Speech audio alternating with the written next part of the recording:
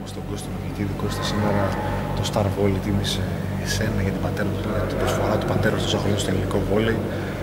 Πέρασαν 8 χρόνια. Πέρασαν 8 χρόνια.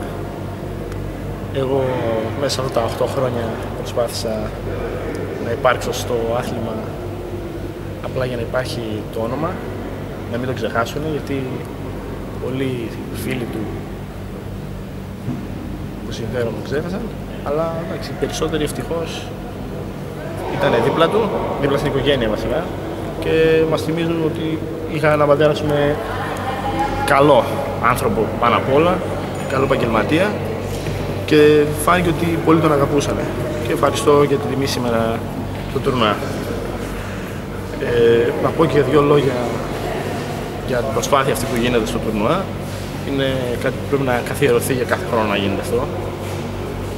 Δεν το περίμενα να έχει τόσες ομάδες από Αθήνα και γενικότερα Γιάννενα, Κομοτηνή. Εγώ μόνο που μπήκα στο γήπεδο σήμερα πίστευα ότι γίνεται για ένα πανελλήνιο πρωτάθλημα. Να δώσω συγχαρητήρια σε ένα και σε όλους που διοργάνωσαν αυτό το event. Είναι πραγματικά κάτι πολύ όμορφο και να καθιερωθεί για κάθε χρόνο.